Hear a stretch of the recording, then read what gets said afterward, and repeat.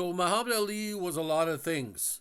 Olympic champion, world heavyweight champion, cultural icon, but he almost was a Broadway star. And you're saying, Jeffrey, what the hell are you talking about? More than 50 years ago, his play, Buck White, opened and very quickly closed on Broadway. According to the article in the New York Times, and the title is "What Does This Footnote to Theater History Still Have to Tell Us?" Now, this article was put together by the great Adam Langer, a very good reporter with the New York Times. Now, according to Adam, so was the sportscaster Howard Cosell used to ask great boxers, "What went wrong out there, chap?" When the stage musical Buck White opened at the George Abbott Theatre on December 2nd, 1969, it had three knockout draws: timelessness, a strong track record, and a star, the charismatic heavyweight Muhammad Ali. Said at a meeting at a Black Militant group, the show was based on Big Time Buck White, a play credited to the white actor and writer Joseph Dolan Chiotti that had been developed at Bud Schulberg's Watts Writers Workshop in L.A. and had enjoyed successful runs there in Philly and off Broadway. The musical adaptation already played to good reviews in San Francisco. The producer was the future Broadway powerhouse Zev Buffman, and later Zev Buffman, fresh off Jimmy Shine, starring a postgraduate and pre-midnight cowboy Dustin Hoffman. Among the cast, Ted Ross, a future Tony Award winner for The Wiz, Charles Weldon, who would become the Negro Ensemble Company's artistic director, and the actor-producer Ron Rich, who played Luther Boom Boom Jackson in Billy Wilder's film The Fortune Cookie. Making his Broadway debut as composer and lyricist was the multi-thread artist and activist Oscar Brown Jr., whose songs had been covered by Nina Simone and Mahalia Jackson. Lorraine Hansberry, who had earlier worked with Brown on the show Kicks and Company, called him a startling genius. Now, Ali, a devout Muslim, had been stripped of his boxing title at 67, having refused to join the army and go to Vietnam. He was looking at a long jail sentence because of it. Though he still couldn't fight professionally, he was ripe for a comeback. He saw the play thanks to his friendship with Ron Rich, then hung out with the cast backstage and joined them for his impromptu songs. I was amazed at his ability to carry a tune. His voice was as attention-grabbing as his charm as a fighter, said Buffman, who at the time of the article, 4 years ago, was 89.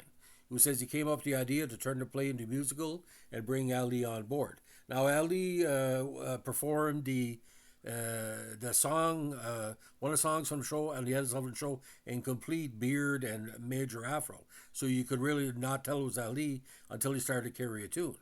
Now, Buffon, who lived on an island north of Seattle, recalled brokering negotiations with the Nation of Islam to let Ali make his Broadway debut. He would play the show's messianic leader, who appears at a meeting of a disorganized group called BAD, Beautiful Alleluia Days, and galvanized them with fiery speeches and songs including "It's All Over Now, Mighty Whitey." Brown's wife, Jean Pace, would co-direct. Now, the New York Times published a dozen articles about Buck White. The show made the cover of Jet, and the cast was booked on the Ed Sullivan Show, and of course, Ali performed. You can see that on YouTube. Buddha Records signed on for the cast album, and Buffman told Jet that Ali would star in the movie version. "The last preview was the most astonishing theatrical event I ever lived through," said Buffman. "Ali was brilliant. Forget Harry Belafonte. Forget anyone ever did Porgy and Bess. I have never seen anyone or anything like it, the way he captured the stage with a charisma that got people on their feet for 5 straight minutes. We went to the dressing rooms, we hugged, we celebrated, he added. We thought we had a hit." Now, several of Brown's children were in the opening night audience. They had these streamers and sirens and rockets that would, "Ow, boom," when Ali made his entrance, recalled Maggie Brown, a singer and songwriter who co-managed the Oscar Brown Jr. Archive Project in Chicago with her sister Africa. "It was like fireworks in the theater." 4 days later, Buck White closed. Today, it's hard to find much evidence that the show ever existed. No cast album and no movie either. And Tootie never had another script produced. He became a drug addict and a drifter. He led a very sad life. He was in and out of prison. His sister, Susan DeWater, said recently it was an American tragedy. Now, Howard University's Moreland Spring Iron Research Center holds what might be the only remaining copy of the Buck White script. The only songs you can hear to get a flavor of the show are "Black Balloons" on Syl Johnson's 70 album, "Is It Because I'm Black?", "Mighty Whitey," the B side of a 45 recorded by the show's musical director Merle Saunders with the Man-Child Singers, and the anthemic "We Came and Changed" with Ali performed at the Ed Sullivan Show after the Broadway production was already shuttered. Now, Brown, who died in 2005, kept writing musicals and making albums and TV appearances, but never got back to Broadway. So what happened? Critical reception had been tepid, as Clive Barnes in the New York Times praised the brilliant cast, but said the musicalization drawn would have been a powerful play in a frothy sea of well-meaning cliches. Still, the reviews didn't entirely explain why the most talked about show on Broadway vanished to the point where it doesn't even have its own Wikipedia page. Now, Lee Montville, the author of Sting Like a Bee, Muhammad Ali versus U.S. of America, 6671, devoted a part of a chapter of his book to Buck White. There was a lot more substance to the show than people gave it credit for, he said in an interview. Was the show too black for the Great White Way? That's what Brown told his daughter Maggie, she said, noting that producers sometimes revive forgotten musicals, but rarely for those written by black artists who didn't have the resources or connections of white composers. Was it too radical? The show was picketed and subject to hate mail by white people who considered Ali a draft dodger and black people who call him a sellout. Ron Rich contends the FBI got involved.